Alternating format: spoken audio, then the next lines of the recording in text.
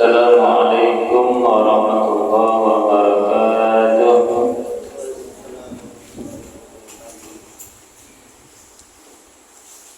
Alhamdulillah wa syukrulillah wa la hawla wa la quwwata illa billah. Salatu wassalamu ala rasulillah wa ala alihi wa ashabihi wa mawala amma ba'd. Alhamdulillah, Bapak Ibu adik-adik hadirin yang dirahmati Allah SWT. Bersyukur marilah kita selalu kepada Allah SWT. Allah SWT masih senantiasa memberikan kita nikmat sehat dan afiat, keadaan yang baik, kesempatan, sehingga kita masih berjumpa di malam-malam yang mulia, yaitu malam-malam Ramadan. Kemudian salawat dan salam yang dihaturkan selalu kepada junjungan kita Nabi Agung yaitu Nabi Muhammad sallallahu alaihi wasallam. Allahumma shalli ala sayyidina Muhammad wa ala ali sayyidina Muhammad. Bapak sekalian yang dirahmati Allah Subhanahu wa taala, sebelum kita tarawih seperti biasa kita akan mendapatkan oleh-oleh Ramadan, olahraga oleh-oleh Ramadan berharga. Judulnya malam hari ini adalah 3 agenda sebelum mati.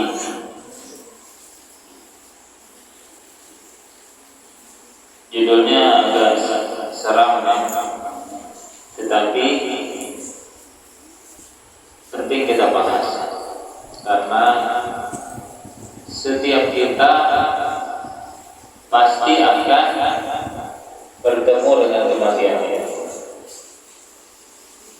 Maka kita harus mempersiapkan agenda, susunan rencana kita, apa yang akan kita buat sebelum kita menghadap Allah.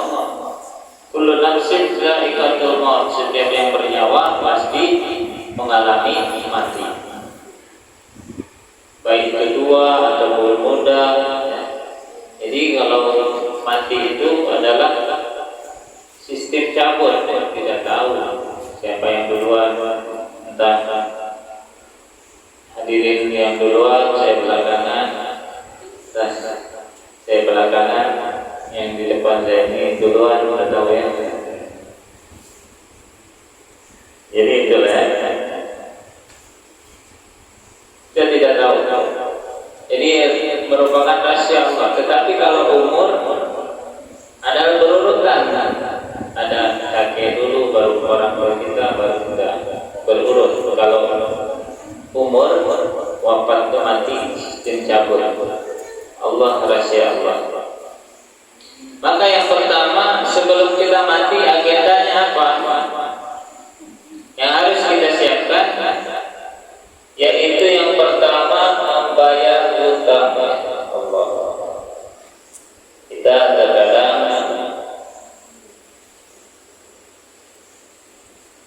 sekarang ini agak sulit kita menghindari daripada jalan hutangnya.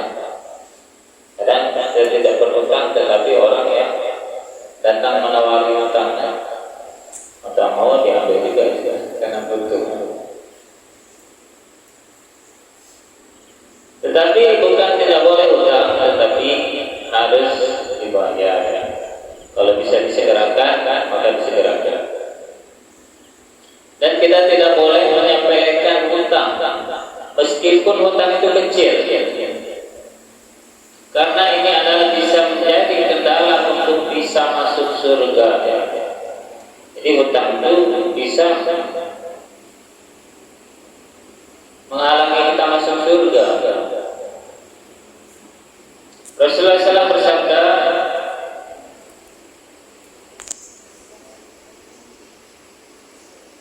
Rasulullah SAW pernah duduk di sekitar beberapa jenazah yang diletakkan. Kemudian beliau mengangkat kepala ke arah langit, kemudian menundukkan pandangannya, kemudian meletakkan tangannya ke keningnya, seraya bersabda, Subhanallah, Maha Suci Allah, Subhanallah, betapa keras ancaman yang diturunkan. Ia menuturkan, maka kami bubar dan kami diam hingga keesokan harinya. Aku bertanya kepada Rasulullah Masih berkata, ancaman keras apa yang telah turun? Beliau bersabda tentang hutang.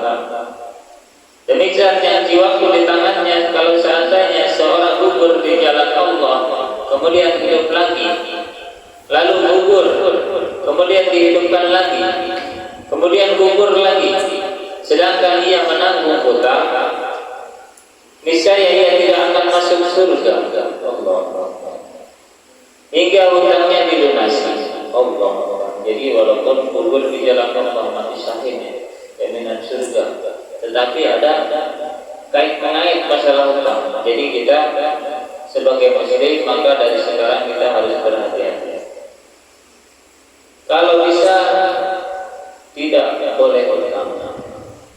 Tapi macam mana lagi? Itu susah kan? Jadi maksudnya hutang itu kita yang pertama kita harus ada niat, harus kuat, kita harus membayar. Itu yang pertama. Kalau kita niat kuat ingin membayar, Allah akan membantu melunaskannya. Tetapi apabila kita berniat malas bayar, kita akan kalah. Kita susah sendiri. Jadi kalau kita niatnya kuat, maka ada kemauan 1000 jalan. Tidak ada kemauan membayar hutang 1000 alasan. Jadi seperti itu ya.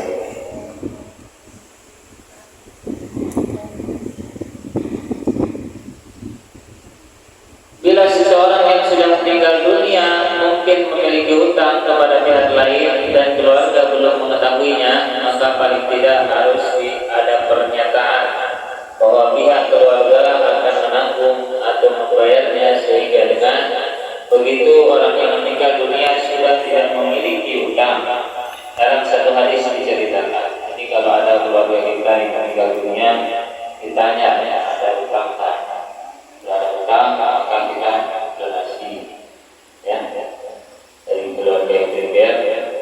Tidak ada, tidak digantung dari surga tidak, neraka tidak. Nanti di ujung digantung di al-a'raf. Al-a'raf itu antara surga dan neraka. Surga tak sampai, neraka pun tidak.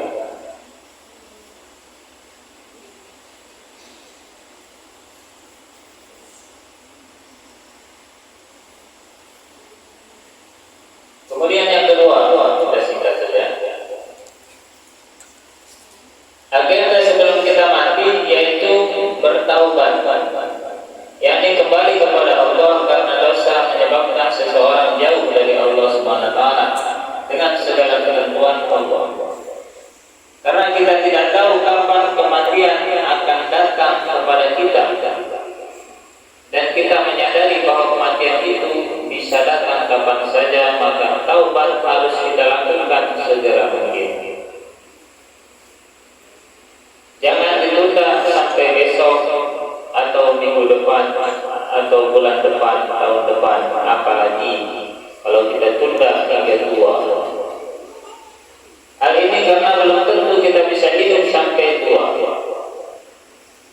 Allah berfirman, "Wasari'u ila maghfiratin min rabbikum wa jannatin 'arduha as-samawati wal ardu u'iddat lil muttaqin."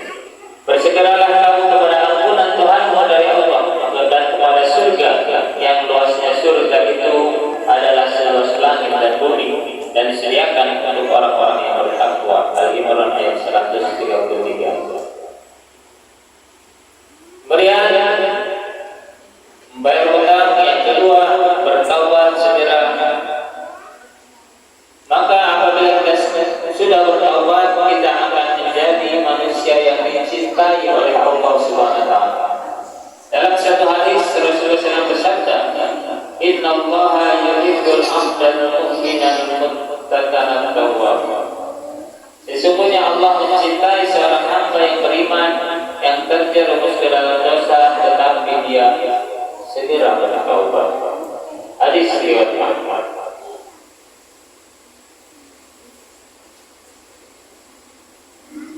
Dan Allah sangat mencintai seorang yang bertaubat. Dalam hadis yang lain, sesungguhnya Allah lebih suka menerima taubat seorang hambanya melebihi daripada kesenangan seorang hamba yang menemukan kembali tiba-tiba untanya yang hilang daripada di tengah hutan. Hadis riwayat Bukhari.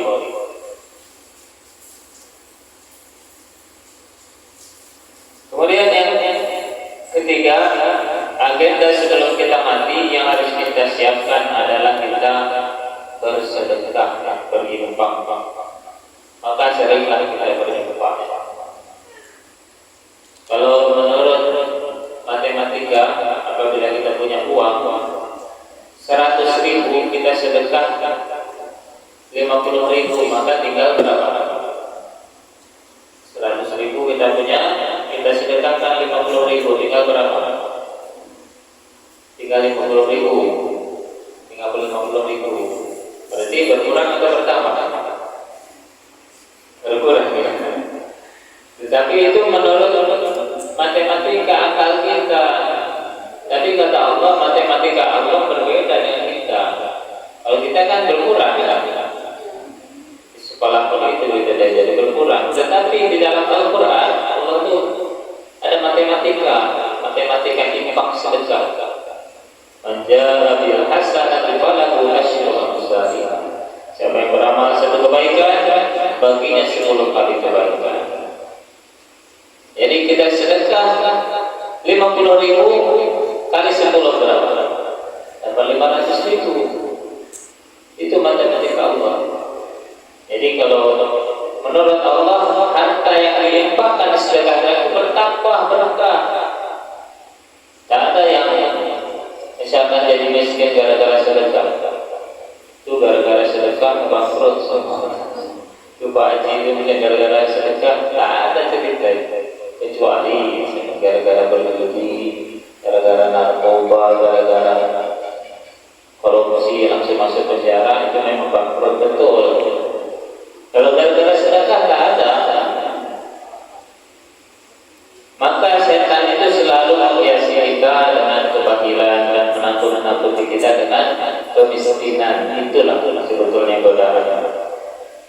Dan kala kita berinfak, Allah Subhanahu wa taala berfirman, "Wa anfiqu mimma razaqnakum min qabli an ya'tiya ahadakumul maut fa yaqula rabbi laula akhartani ila ajalin qarib fa asaddaqu akun minas salihin wa la yu'akhirullahu nafsan idza jaa ajaluha wallahu khabirun bima ta'malun." Yang artinya, dan belanjakanlah sebagian dari apa yang telah kami rezekikan kepadamu sebelum datang kematian kepada salah seorang di antaramu. Kemudian dia berkata, "Ya Rabb, mengapa engkau tidak menangguhkan kematianku sampai waktu yang dekat, yang menyebabkan aku dapat bersedekah atau aku termasuk orang-orang yang soleh?" Dan Allah sekali-kali tidak akan menangguhkan kematian seseorang apabila telah datang ajalnya, waktu kematiannya. Dan Allah Maha mengenal apa yang kamu kerjakan.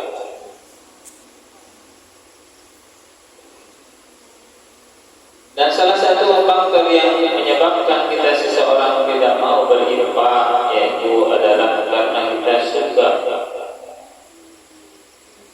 bermegah-megah dengan apa yang dimiliki, atau kita mencintai harta itu sendiri.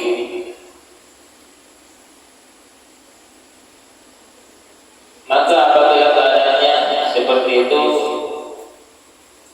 orang-orang yang diberikan kekayaan kelapangan harta oleh Allah Subhanahu wa taala, mereka menyesal apabila telah mati. Al-haqqul takasir hatta zurtumul maqabir. Kalla sawfa ta'lamun summa kalla sawfa ta'lamun. Kalla law ta'lamuna ilmal yaqin la tarawunna al-jahim. Summa la tarawunnaha 'ainal yaqin. Summa la tas'alunna yawma idzin 'anil na'im. Artinya bermegah-megahan telah melalaikan kamu sampai kamu masuk ke dalam kubur. Janganlah begitu, kelak kamu akan mengetahui akibat perbuatan itu. Dan janganlah begitu, kelak kamu akan mengetahui. Janganlah begitu, jika kamu mengetahui dengan pengetahuan yang yakin, niscaya kamu benar-benar akan melihat neraka jahannam. Dan sesungguhnya kamu benar-benar akan melihatnya dengan ainul yakin. Kemudian kamu pasti akan ditanya pada hari itu tentang kenikmatan yang kamu megah-megahkan di dunia. Berasa dan terasa. Maka inilah pesan Ramadan yang kita dapati malam hari ini, mudah-mudahan bermanfaat untuk kita semua. Ini masih bagian yang pertama, 3 agenda sebelum kita mati. Malam besok kita akan membahas 3 agenda sebelum kita mati, bagian yang kedua. Jadi kita menyegerakan akhirat kita. Yang kedua tadi adalah segera kita bertaubat kembali kepada Allah ke jalan yang benar. Kemudian yang terakhir adalah tentang kita berinfak atau sering menginfakkan harta di jalan Allah Subhanahu wa taala. Itulah sebelum kita agenda-agenda yang harus kita siapkan sebelum kita kembali kepada Allah, yaitu kematian kita. Bila kita berkuliah, Assalamualaikum warahmatullahi wabarakatuh.